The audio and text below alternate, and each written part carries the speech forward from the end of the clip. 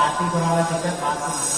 ఆ ద్వాదశి నాడు శ్రీరాములాగా దీపదానం చేస్తే ఎంత ఫలితం ఉంది, ఆ ద్వాదశి గారి చాలా విశేష ఫలితం అని చెప్పేసి కార్తీక పురాణంలో కూడా మనకి ఏకాదశి మహత్వంలో ద్వాదశి మహత్వంలో చెప్పుకుంటాం.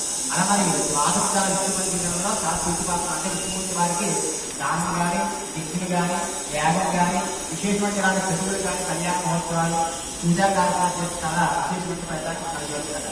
అలా మరి వేళ ద్వాదశి గడిలో చక్కగా మరి ఒక్కొక్క నెల ప్రతి గతంలో కూర్చుంటారు. మరి వేళ చక్కగా మరి ఈ నెలలో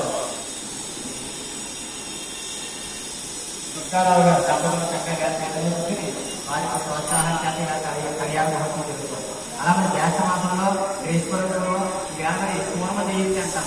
కూర్మ జయంతి అంటే మధ్య పూర్వ వరాహ నారసింహ పురాణ సంవత్సరాలు కలిగి అవతారస్య అని చెప్పేసి స్వామివారి మధ్యావతారానికి కూడా దశావతారాలు కూడా కలికావతారం దశావతారం. ఆ దశావతారం నూరావతారం ఏదైతే ఉందో అది కూర్మావతారం అంటారు. అంటే కూర్మం అంటే భూరక్షణ కోసం ఏర్పాటు చేసినట్టు కూర్మావతారం.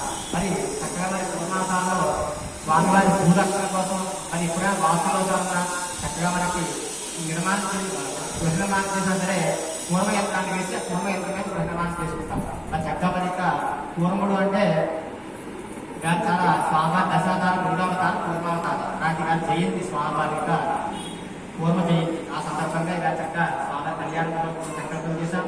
యథావిధిగా ఈ నెల